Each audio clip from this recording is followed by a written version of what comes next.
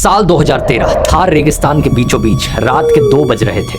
एक paranormal investigator अपनी team के साथ इस सुनसान गांव में आया है। इन्वेस्टिगेशन खत्म करके ये सब लोग अपनी गाड़ी के पास वापस लौट ही रहे थे कि तभी इन्हें अपनी गाड़ी के बोनेट पर कुछ अजीब सा दिखाई देता है। एक बच्चे के हाथ के निशान, छोटे छोटे हाथ, जैसे किसी 4-5 साल के बच्चे के। धूल में ये साफ दिखाई दे रहे थे, लेकिन कुछ ही मिनट पहले यहाँ पर कोई निशान नहीं थे। हैरानी की बात ये थी कि यहाँ पर कोई बच्चा नहीं था। इनफैक्ट इस पूरे गांव में कोई इंसान भी नहीं था। पिछले 200 सालों से इस गांव में कोई इंसान नहीं रहा है। ये लोग आसपास देखने लगे कि तभी एक के बाद एक नए निशान इनकी आंखों के सामने बनते गए। जब इन्होंने जर्नलिस्ट को बुलाया तो उनकी गाड़ी पर भी ऐसे ही निशान छपने लगे। ये कोई हॉरर मूवी की स्क्रिप्ट नहीं है, ये एक एक्चुअल गांव है राजस्थान के थार डेजर्ट में, जैसलमेर से सिर्फ 17 किलोमीटर दूर कुलधरा गांव। इसे इंडिया का मोस्ट हॉन्टेड विलेज कहा जाता है। इस गांव में 400 से ज्यादा घर हैं, पूरी स्ट्रीट्स बनी हुई हैं, मंदिर हैं, कुएं हैं, दीवारें हैं, दरवाजे हैं, सब कुछ है, बस इंसान नहीं है।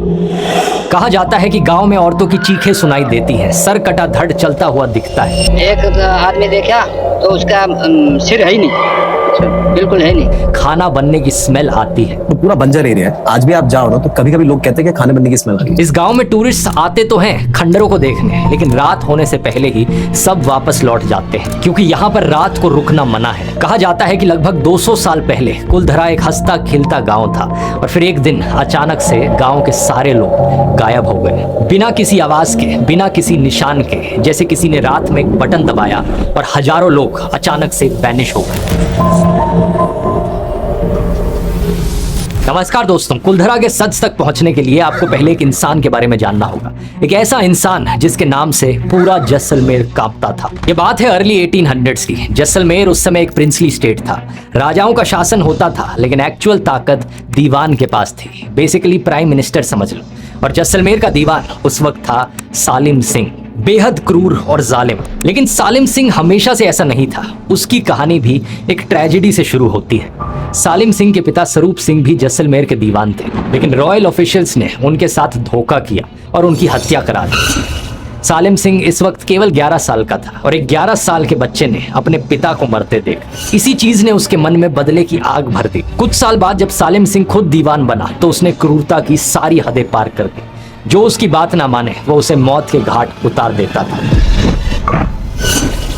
कहा जाता है कि अकेले सालिम सिंह ने जैसलमेर में इतने लोगों की जान ली जितने सभी दुश्मनों ने मिलाकर नहीं ली। उसकी टैक्सेशन पॉलिसीज इतनी ब्रूटल थी कि किसानों और व्यापारियों का जीना मुश्किल हो गया। अपने एक्सटॉर्शंस के चलते सालिम सिंह ने एक समय पर 2 करोड़ रुपए जमा कर लिए थे। सोच कर देखो, उस जमाने के 2 करोड़ रुपए। उसकी हवेली जैसलमेर की सबसे शानदार इमारतों में से एक थी। जैसलमेर के राजा भी उसके सामने कुछ ना कर सके। राजा रावल मूलराज उसके हाथों में एक पपेट की तरह थे। सही मायनों में देखा जाए तो जैसलमेर का असली शासक सालिम सिंह ही था।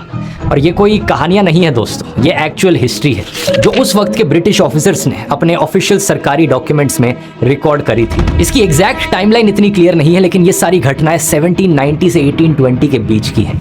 इस सब के बीच में दोस्तों सालिम सिंह की नजर पड़ती है एक गांव पर जिसका नाम था कुलधरा।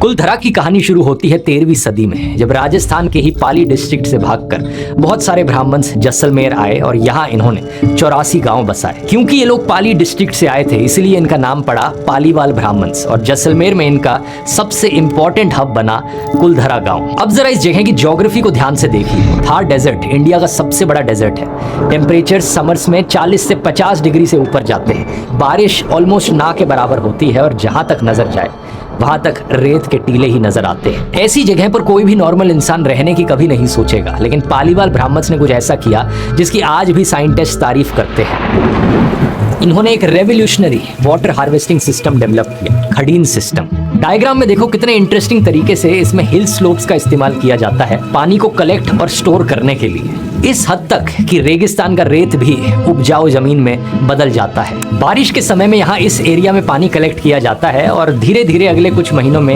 ये नीचे सीप होते रहता है। जब तक सर्दियों का मौसम आता है और ऊपर का पानी इवेपोरेट हो जाता है, तब तक ये जमीन इतनी न्यूट्रिएंट रिच हो जाती है कि यहाँ पर फसलें उगाई जा सकती है। ये कुछ ऐसा ही था जैसे कि कोई सहारा डेजर्ट में राइस फार्मिंग करने लग जाए। इस सिस्टम की मदद से रेगिस्तान के बीचों बीच कुलधरा के लोग साल में 2 फसलें उगाते थे। और सिर्फ खेती ही नहीं, पालीवाल ब्राह्मण्स ट्रेड और बैंकिंग में भी एक्सपर्ट थे। कुलधरा जैसलमेर और सिंध के ट्रेड रूट पर आता था तो पूरे राज्य का ट्रेड उनके हाथों से होकर गुजरता था। नतीजा ये कि जहां पर कुछ नहीं होना चाहिए था वहां पर इन्होंने एक ऐसी सिविलाइजेशन खड़ी करी कि एक समय पर कुलधरा जैसलमेर सिटी से ज्यादा प्रॉस्परस था। इन पालीवाल ब्राह्मण्स के पास जैसलमेर के राजाओं से भी ज्यादा दौलत थी। अब सवाल ये उठता है कि एक ऐसी जगह जहां पर इतनी दौलत थी, फर्टाइल जमीन थी, इतनी स्ट्रॉन्ग कम्युनिटी थी, ये सब अचानक से एक रात को कैसे बदल गया। कहानी ये है कि सालिम सिंह की नजर कुलधरा के विलेज चीफ की बेटी पर पड़ गई। वो उससे शादी करना चाहता था और धमकी दी कि अगर गांव वालों ने ऐसा नहीं किया तो वो उसे जबरदस्ती उठा कर ले जाएगा। बाद में सालिम सिंह ने गांव को एक अल्टीमेटम दिया कि अगर पालीवाल ब्राह्मण्स ने लड़की को एक दिन में उसे नहीं सौंपा तो वो पूरे गांव को मौत के घाट उतार देगा। अब देखा जाए तो इन लोगों के पास ज्यादा ऑप्शंस नहीं थे। पहला तो ये कि लड़की को सौंप दो, दूसरा ये कि सालिम सिंह से लड़ने की कोशिश करो, जो कि प्रैक्टिकली इम्पॉसिबल था क्योंकि इनके पास कोई अपनी आर्मी नहीं थी। इसलिए पालीवाल ब्राह्मण्स ने तीसरा ऑप्शन चुना, ऐसा ऑप्शन जिसकी ना सालिम सिंह को उम्मीद थी ना किसी और को। एक ऐसा ऑप्शन जो आज 200 साल बाद भी लोगों को शॉक कर देता है। विक्रम संवत 1882 में श्रावण महीने की पूर्णिमा यानी 29 जुलाई 1825 की रात को वो सभी गांव छोड़कर चले गए। और सिर्फ कुलधरा नहीं, उसके आसपास जो 83 गांव और थे पालीवाल ब्राह्मण्स के, ये सारे गांव उसी रात खाली हो गए। इन गांवों में 20,000 घर थे, लगभग 80,000 लोग रहते थे और ये सब एक ही रात में गायब हो गए।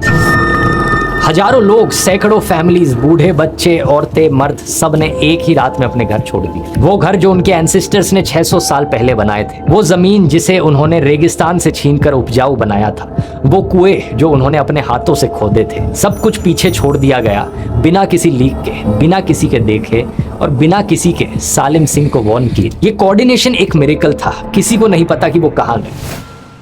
जानते हो दोस्तों, आज के दौर में भी एक चीज है जो ठीक ऐसे ही गायब होती है, आपका डेटा, आपका ईमेल, आपके पासवर्ड्स, आपके बैंक डिटेल्स। बस एक फिशिंग लिंक पर गलत क्लिक और चुपचाप ये सारी डिटेल्स लीक हो जाती हैं, सीधे स्कैमर्स के हाथों पहुंच जाती है। ये एक बड़ा कॉमन स्कैम है। कोई आपको लिंक भेजता है जो बिल्कुल आपके बैंक जैसी दिखने वाली वेबसाइट खोलता है या facebook.com जैसी दिखने वाली वेबसाइट खोलता है, लेकिन वो असली वेबसाइट नहीं होती। आप फर्क नहीं बता पाते और आप अपना यूजर नेम पासवर्ड उसमें डाल देते हैं और वो सीधे स्कैमर्स के पास चला जाता है। इससे बचने का एक सोल्यूशन है आज के वीडियो के स्पॉन्सर NordVPN। ये सिर्फ एक VPN नहीं है, ये एक all in one digital security app है। मतलब एक ही सब्सक्रिप्शन में VPN के साथ साथ आपको एक नेक्स्ट जनरेशन एंटीवायरस भी मिलता है। ये पुराने ट्रेडिशनल एंटीवायरस सॉफ्टवेयर से काफी अलग तरीके से काम करता है। ये पुराने एंटीवायरस सॉफ्टवेयर तब जागते हैं जब कोई गलत फाइल आपके डिवाइस पर पहुंच चुकी होती है, लेकिन NordVPN का नेक्स्ट जेन एंटीवायरस थ्रेट को सोर्स पर ही रोकने की कोशिश करता है, स्कैम वेबसाइट्स को पहले ही ब्लॉक कर देता है, इन फिशिंग लिंक्स को खुलने ही नहीं देता और डाउनलोड होते हुए फाइल्स में मैलवेयर स्कैन करके उसे हटा देता है। इसमें एक और बड़ा इंटरेस्टिंग फीचर है डार्क वेब मॉनिटर। अगर कभी आपका लीक्ड डेटा डार्क वेब के मार्केट प्लेसेस पर आ जाए तो NordVPN आपको तुरंत अलर्ट कर देता है। इसके अलावा इनकी यूजुअल VPN की ऐप तो है ही, जहां पर आप लोकेशन स्पूफ कर सकते हो और रिस्ट्रिक्टेड कंटेंट को एक्सेस कर सकते हो। इनके एक सब्सक्रिप्शन से आप 10 डिवाइसेस तक को प्रोटेक्ट कर सकते हो, laptop, phones, tablet, smart TV, सब कुछ एक साथ। तो अगर आप अपनी ऑनलाइन लाइफ को सिक्योर करना चाहते हो तो जाओ nordvpn.com/dhruv पर। 2 साल के प्लान पर आपको एक एक्सक्लूसिव डिस्काउंट मिलेगा, साथ में 4 एक्स्ट्रा महीने बिल्कुल फ्री मिलेंगे। ये बिल्कुल रिस्क फ्री है क्योंकि NordVPN की 30 डे मनी बैक गारंटी भी है। ये लिंक आपको डिस्क्रिप्शन में भी मिल जाएगा, nordvpn.com/dhruv। आइए अब अपनी कहानी पर वापस आते हैं। लेकिन इससे भी ज्यादा मिस्टीरियस वो है जो इन लोगों ने जाते जाते किया, वो चीज जो कुलधरा को सिर्फ एक अबैंडन्ड विलेज से इंडिया की सबसे हॉन्टेड जगह बनाती है। कहा जाता है कि गांव को छोड़ते वक्त कुलधरा के निवासियों ने श्राप दिया था कि अब कभी भी कोई भी इस गांव में बस नहीं पाएगा, और इसी श्राप के कारण पिछले 200 सालों में ये गांव कभी आबाद नहीं हुआ। माना जाता है कि जिसने भी यहाँ रहने की कोशिश की उसके साथ अजीब सी पैरानॉर्मल एक्टिविटीज हुई और उसे भागना पड़ा। यहाँ कोई भी रात नहीं गुजारता है। राजस्थान टूरिज्म की ऑफिशियल वेबसाइट भी ऐसा ही कहती है। इसी कारण किसी को भी शाम 6 बजे के बाद कुलधरा में प्रवेश करने की इजाजत नहीं है। कहा जाता है कि यहाँ पूर्णिमा की रात लगता है कि गाँव एक बार फिर से आबाद हो गया। गाय आ रही है, पायल बज रही है, मंदिरों में घंटियां बज रही, आटा पीसने वाली पुरानी चक्की चलती है, आवाजें आती हैं, लोग दिखते हैं लेकिन उनके चेहरे नहीं। इंडियन पैरानॉर्मल सोसाइटी के फाउंडर गौरव तिवारी कई बार अपनी टीम के साथ कुलधरा गए और जो उन्होंने एक्सपीरियंस किया वो काफी अजीब सा था। सबसे पहले टेम्परेचर में अचानक से ड्रामेटिक ड्रॉप्स रिकॉर्ड हुए। टीम के अंदर पहुंचने पर एक जगह तापमान -2 डिग्री मिला और यहाँ अनएक्सप्लेन्ड इलेक्ट्रोमैग्नेटिक फील्ड्स डिटेक्ट किए। जब इन्वेस्टिगेटर्स ने सवाल पूछे तो EMF रीडिंग्स बदली, मोशन सेंसर ऑन हुआ और जब खामोश रहे तो रीडिंग्स भी स्टेबल रही। मैं चाहता हूँ आप आगे आए और हमसे बिना डरे, बिना शर्माए और बिना घबराए बात करने की कोशिश करें। एक टीम मेंबर को लगा कि कोई उसे छू कर गया है। मुझे अभी थोड़ी देर पहले एहसास हुआ कि कोई मेरे आसपास मुझे छू कर गया है। कैमरे में ऑब्स दिखे जिन्हें लेकर कहा गया कि ये भूत हो सकते हैं। हम वादा करते हैं आपको तंग नहीं करेंगे। सीसीटीवी कैमरा में कुछ दिखा, लेकिन जब गौरव इसे देखने पहुंचे तो कैमरा बंद हो गया। एक बार तो कैमरा पर एक परछाई जैसी कुछ चीज भी दिखी, लेकिन जब रिवाइंड करके इसे वापस देखने की कोशिश की तो सारा सिस्टम क्रैश हो गया। चीखने चिल्लाने की आवाजें किसी विजिबल सोर्स से नहीं आ रही थी, लेकिन ऑडियो इक्विपमेंट पर क्लियरली कैप्चर हो रही थी।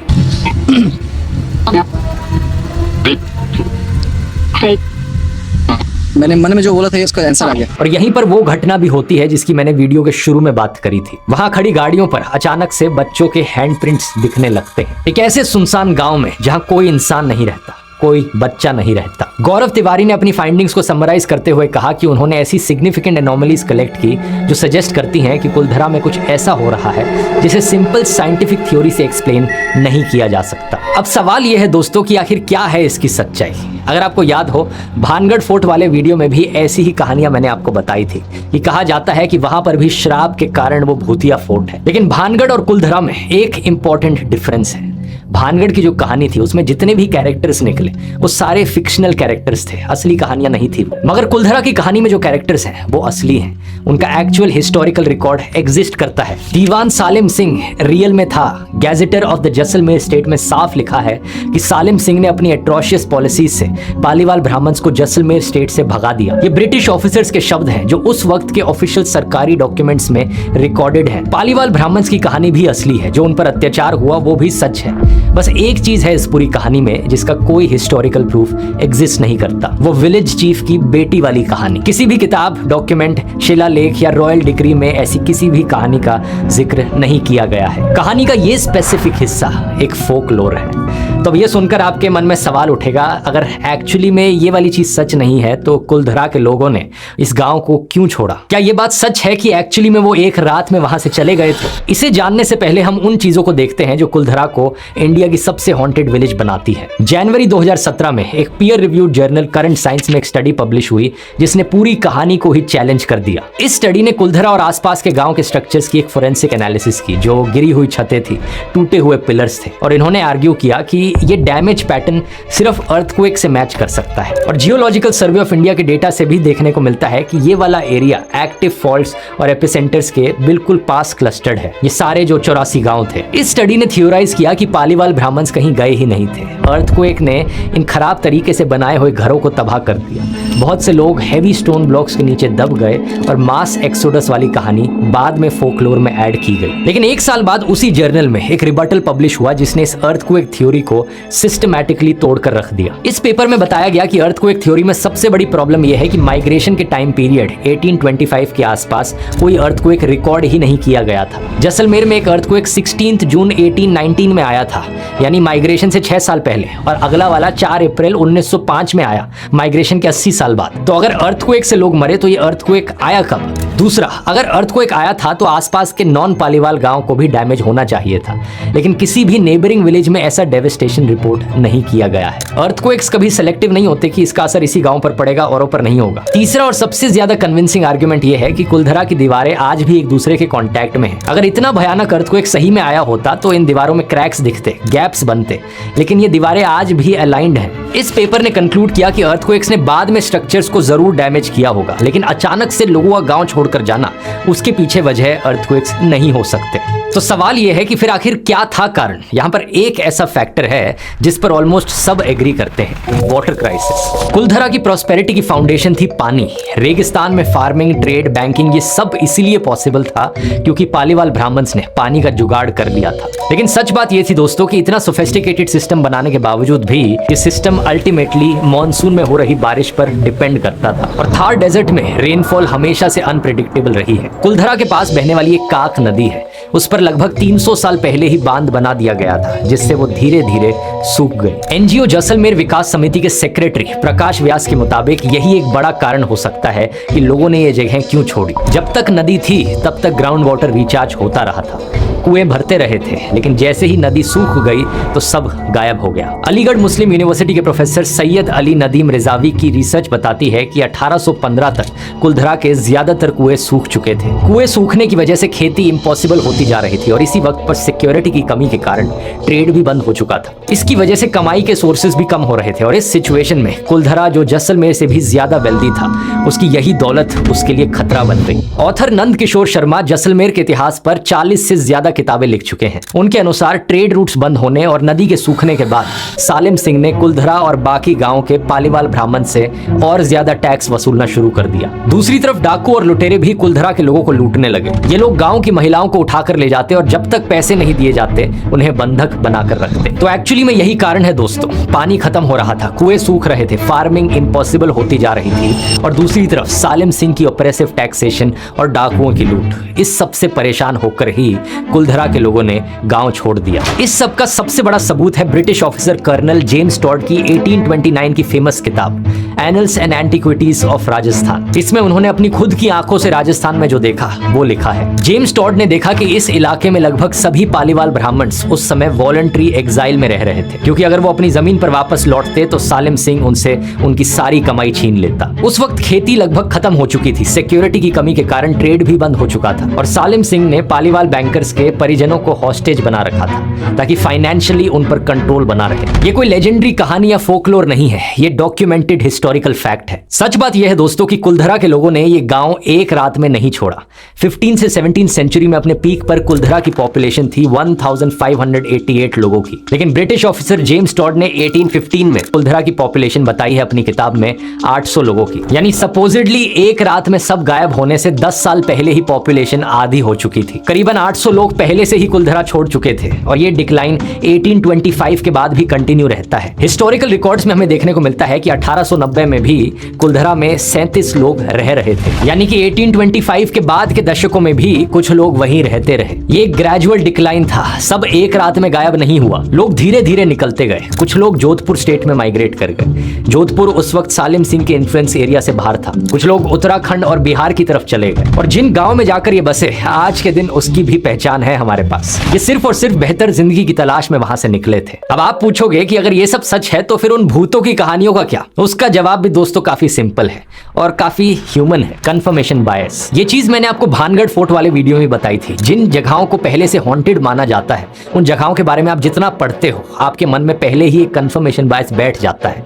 या आपने तो हर किसी को कहते हुए सुना है कि ये जगह हॉन्टेड है, तो आपका ब्रेन वैसे ही पैटर्न्स ढूंढने लगता है। हर छोटी सी आवाज भूत बन जाती है, हर एक शैडो एक स्पिरिट बन जाती है। साइकोलॉजी में इसके लिए एक टर्म है पैरेडोलिया। ह्यूमन ब्रेन हर चीज में एक पैटर्न खोजने की कोशिश करता है। हमें उन जगहों पर भी चेहरे दिखाई देते हैं जहां पर कोई एग्जिस्ट नहीं करता। सच बात बताऊं तो मैं खुद कुलधरा घूमने गया था आज से 7 साल पहले 2019 में।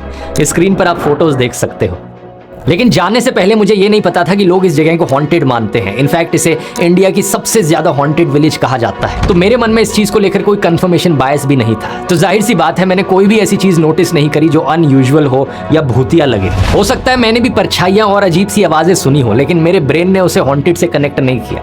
मेरे ब्रेन ने सोचा हाँ कोई होगा आसपास जहां से आवाजें आ रही होंगी, हो सकता है हवा की आवाजें आ रही हो। और ये जो गौरव तिवारी वाले वीडियोस थे जिनमें मोशन सेंसर ऑन हो जाता है, ये सब होता है, उन वीडियोस में ये भी कहा जा रहा है कि हो सकता है हवा से मोशन सेंसर ऑन हो गया हो या ये डिवाइस में खराबी का भी संकेत हो सकता है। हो सकता है हवा का झोंका हो, शायद ये उपकरण में खराबी के भी संकेत हो सकते हैं। एक local tourist guide Shaitan Singh का कहना है कि कुलधरा सिर्फ एक अबैंडन्ड प्लेस है और इवन लोकल्स खुद नहीं मानते कि ये जगह हॉन्टेड है। बस जब टूरिस्ट इसे देखने आते हैं तो ये लोकल गाइड्स उन्हें वही दिखाते हैं जो टूरिस्ट देखना चाहते हैं। जैसलमेर विकास समिति के सेक्रेटरी चंद्र प्रकाश व्यास का भी कहना है कि वो 25 साल से यहाँ आ रहे हैं, लेकिन उन्हें यहाँ कोई अदृश्य शक्ति नहीं दिखी है और ना ही कोई चीख सुनाई दी है। तो मजाओं का भूत होते हैं, मेरे पिछले 25 साल में मैंने ऐसा कुछ अनुभव नहीं किया। और यहाँ कहानी में एक और ट्विस्ट आता है दोस्तों कि असली वजह इन भूतों की कहानी के पीछे सिर्फ टूरिज्म नहीं है, बल्कि असली वजह है खजाना। दावा किया जाता है कि कुलधरा के खंडरों में बहुत सारा खजाना और सोना छिपा हुआ था, जो पालीवाल ब्राह्मण यहीं छोड़ गए थे। इस खजाने की खोज में एक समय पर बहुत सारे चोर यहाँ आते थे और रात में खोजबीन करते थे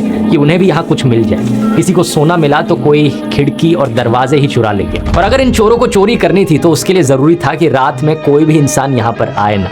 इसलिए इन लोगों ने भूतों की ये कहानियां फैलाई। आज कुलधरा के बारे में शायद किसी को पता भी नहीं होता अगर इस खजाने का लालच नहीं होता तो। साल 1990s तक यहाँ कोई नहीं आता था और बाहर कोई कुलधरा के बारे में जानता भी नहीं था। लेकिन साल 1998 में सुमेर राम नाम का एक आदमी अपने पिता के साथ कुलधरा के एक खंडर घर में रहने लगा, क्योंकि उसके पास रहने के लिए और कोई जगह नहीं थी। यहाँ उसने रात में देखा कि 2 फॉरेनर्स, एक डच और एक जर्मन, मेटल डिटेक्टर्स लेकर आते हैं और एक घर में खुदाई करते हैं और वहां उन्हें कुछ सोने और चांदी के सिक्के मिलते हैं, जिन्हें वो निकाल कर ले जाते हैं। जब सुमेर राम ने उन्हें रोका तो एक फॉरेनर ने चाकू तान दिया, लेकिन सुमेर राम ने पुलिस बुलाई और दोनों फॉरेनर्स गिरफ्तार हुए, जेल गए और बरामद सामान आज भी जैसलमेर कोर्ट की कस्टडी में है। ये आप इंडियन एक्सप्रेस का 2010 का आर्टिकल देख सकते हो। इस पूरी घटना के बाद ही था कि लोकल सरकार ने वहां पर कुलधरा के चारों तरफ एक बाउंड्री वॉल बनाई और सुमेर राम को कुलधरा का वॉचमैन बनाया गया। अभी भी एक डाउट शायद आपके मन में हो कि वो हैंड प्रिंट्स का क्या, वो बच्चों के हाथ के निशान जो गाड़ी पर आ रहे थे। सच बात यह है दोस्तों कि वो सिर्फ एक वीडियो है, उस पर कितना ट्रस्ट किया जा सकता है ये बताना मुश्किल है। ऊपर से कुलधरा से सिर्फ 4 किलोमीटर दूर दूसरा गांव है जहां पर लोग रहते हैं, बच्चे खेलते हैं। कई बारी बच्चे खेलते खेलते